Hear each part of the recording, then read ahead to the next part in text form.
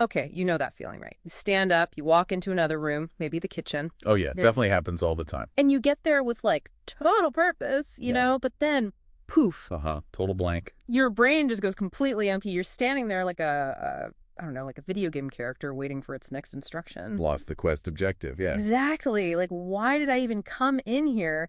It's so frustrating, but I mean, it seems incredibly common. It is. It's very relatable. And actually, cognitive scientists, they have a specific name for it. They do. Okay, what is it?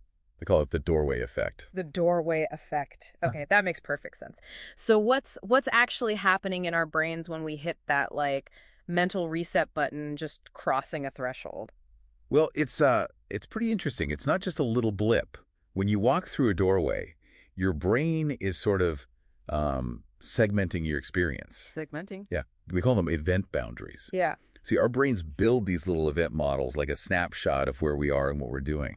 Okay. But doorway acts as a really strong signal, an event boundary, telling the brain, okay, close that last chapter, open a new one for this new place. Like closing a browser tab. Kinda, yeah.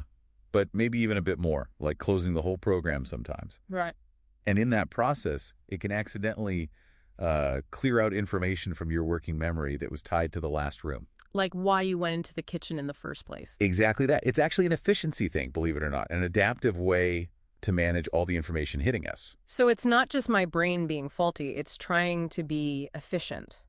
That almost makes it less annoying. And it explains why turning around sometimes works. Precisely. You look back into the old context, and the old event model can kind of reactivate. Your hippocampus plays a big role here, sorting memories based on context. Context-dependent memory. Keep what's relevant now. You got it. It helps prevent overload, basically. Makes room for new stuff. Okay, physical doorways, I get it now. But then you mentioned this might apply more broadly, like metaphorical doorways, life changes. Yeah, that's where it gets really fascinating, I think. Think about the huge shifts, right? Starting a totally new job, moving across the country, maybe a big new relationship. Huge shifts, yeah. They feel like massive context changes. They absolutely are. Your brain has to build completely new event models. Old routines, old ways of thinking, stuff that worked before, maybe not relevant now. So it's like a bigger version of walking into a new room. In a sense, yes. The cognitive load is immense. Your brain has to adapt, prioritize, and that means shedding some of the old mental setup. It's pruning connections.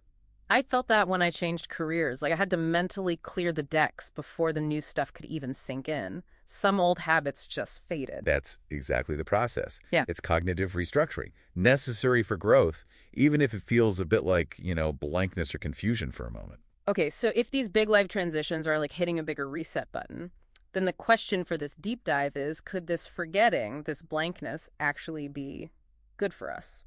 It's a really different way to look at it, isn't it? Not as a flaw, but as something adaptive. A feature, not a bug. Kind of. Your brain needs to make space. Think about, like, an overflowing cup, you can't add more, right? Right. If you're clinging to every old thought, every old plan, where's the room for the new? For learning, for new experiences? So those moments where your head feels empty, it's not just a glitch. It might be intentional, a system clearing itself out. Exactly, creating cognitive space. That reset helps you disengage from what's not relevant now and focus on the present, ready for new input. It's about flexibility. Wow, okay. That changes how I'll think about it next time I'm standing confused in the hallway. Yeah, don't just get frustrated. Reframe it. It's my brain giving me a little pause, maybe. A needed reboot to get ready for what's next, not a memory fail. Precisely. And that kind of leads to a final thought to maybe chew on. What new things, ideas, plans, maybe even opportunities, what might show up for you in that space? The space created when your mind does hit that little reset, if you embrace that moment of, forgetting. Could that actually open, metaphor